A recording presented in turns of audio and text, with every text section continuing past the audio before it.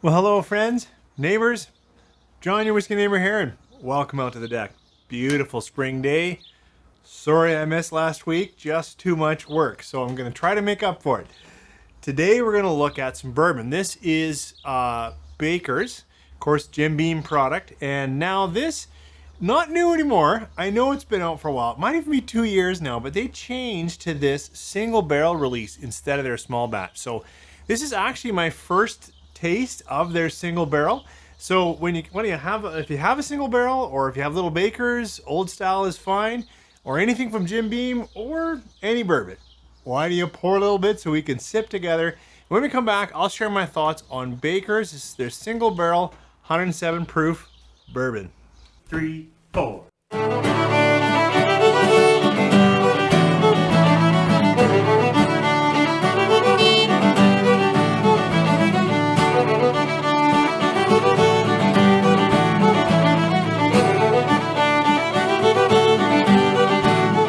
Thanks for staying with me. As I said, Jim Beam a little while ago, I'm not even exactly sure when it was, and I should have looked that up. For me, I feel like it's about 2 years ago, but it might only been a year ago. Whiskey moves fast.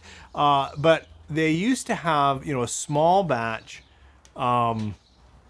Bakers, and they decided to move it into the single barrel. Now, the single barrel means there's always going to be a variation, slightly with age, but they are, I think, always releasing it at 107 proof. So they always do bring it down with some water to that 53.5%. This particular release, I guess I have to say, is 7 years and 2 months. And there's a bunch of serial number and whatnot. I'm sure you won't. Oh, it is from Warehouse CL-M. That might be interesting for the geeks out there tracking warehouse releases. But, with Jim Beam, I think we're about 13% rye, 77 corn, 10% barley, about a 7-year product, and 53.5%. So let's see kind of what the whiskey says to us, and then I'll have a few more thoughts about this particular release. We are in Jim Beam country. For some, that'll put you off. By that, I mean, of course, we've got, not of course, if you're new to it, but you should be getting a little bit of nut or a lot of nut, depending on how sensitive you are. For me, I'm definitely getting some peanut with this release. But it's sweet vanillas, light caramels. Get a bit of toasted or roasted sweet oak. Yeah, in fact, right now this is so sweet, it almost is that sweet marshmallow. But really, a lot of vanilla, sweet light caramel, and then there's that current of peanut, which, it's funny, right now it's quite strong, but depending on when I have this bourbon will depend on how much of that I pick up. Let's try it on the palate. Cheers.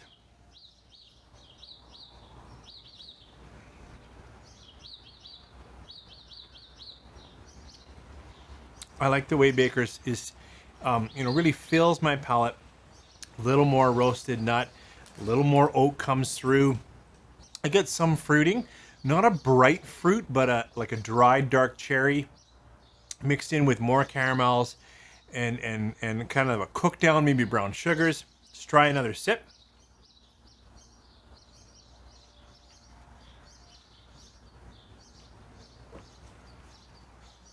All right, holding that in.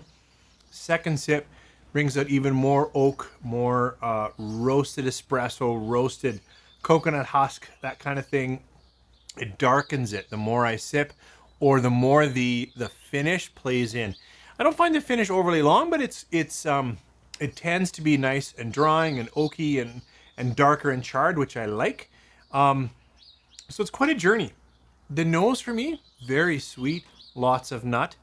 And where we get in the finish is a lot of that roasted older oak, char, that kind of thing. So for me, that's a good ride. It's not about, hey, it's not balanced, how come they don't join together? For me, I think that's really nice that we go from, if you're just sipping and enjoying, you've got that peanut brittle, candy aftertaste kind of thing, so it's kind of light, and oh, that's nice. But then when you drink it, it's like, a little huskier, a little bolder. I certainly enjoy it.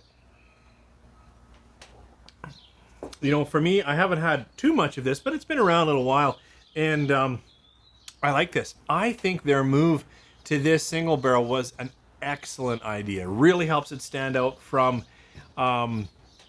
the Knob Creek small batch, and kind of gets it to play a little bit more with Baker's, which I still enjoy more, but I pay more for it. This is priced okay in my market, and certainly hasn't jumped a lot in price like a lot of bourbon lately. And so I know I'm throwing this score out, I think, like for weeks on end. It just happens to be the whiskey class that I'm in, but this is a good bourbon and I like it. If the Jim Beam nut profile puts you off, then this is probably not going to be your cup of tea, but it's a solid 4-star for me. I didn't really have a lot of aged bourbon. I've got a couple of Bookers kicking around, and I thought, I could shoot against that, but instead, I have a bottle of this Still Austin out of Texas. And, I've talked about Still Austin. This is their musician release quite a bit. It's a lot more rye. I think it's about 25% rye, 70 corn, 5% malted barley. And it's young. It's like 2 years. But it's, 49.2, which is less than 53.5. But they're playing in the same ballpark, I thought. And even though I know it's quite a different bourbon, I had this on the shelf and haven't talked to you about it in a while. Boy, I generally like this stuff. Let's see how it is today in this comparison. This is a very different bourbon. This definitely brings in, if it's the higher rye or the way they're roasting their corn, or I don't know, but it is almost a bit of pine or a little bit of grass. Like, I can definitely get a little more of that up front, right on the nose. It's also a little hotter, a little more cinnamon. But it's pulling me in too. It's got some nice spices, little baking spices. Just not as sweet on the nose, not at all. Let's try a quick nose comparison. This smelled like a Mars bar or a Snickers, or like, what I mean is it immediately is sweeter and nuttier. Immediately, and chocolates and all that stuff, very sweet compared to this, which is spicier, drying, a little oakier. Complete contrast. Let's try it on the palate. Cheers.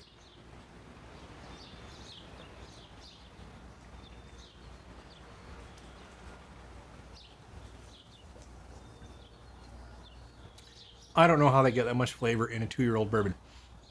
I really love the expressive oak. Little bit of corn, now that buttered corn coming through. More of those baking spices. Lots of peppering and cinnamon, perhaps from the high rye or however they put it together. It really perks up on the palate. Finish right now is a little cleaner. A little bit, almost, I'm getting a bit of note of honey, which I know is some sweetness, but a little bit of honey, a little bit of, yeah, what? Just a whiff of apple. Better try another sip.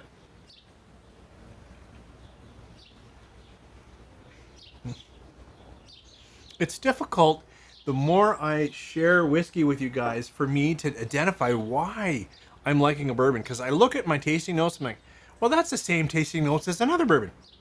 But the way things come together is an experience. So what I can tell you is this Baker's, much sweeter, nuttier, I think almost more familiar flavors. Thankfully, it's got some cut on the finish, which helps balance it. This Still Austin is really drier, spicier, more baking spices. Now it's a little woodier. I know I said maybe a note of pine, but very flavorful. And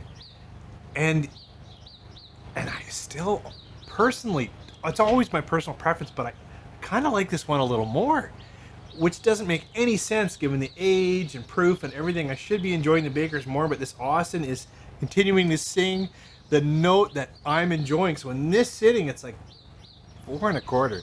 Anyways, why don't you let me know your experience, with Still Austin the musician, or Baker's, now they moved to single barrel. Have you had one of their single barrels, and what do you think of that? And just, jump in, share some thoughts. That's always the best part for me, because then I know we've shared a dram or we're sharing some thoughts. Thanks for joining me out here. As I said, I'm trying to catch up. If I get a little more time, I hope I can shoot a scotch. You guys take care.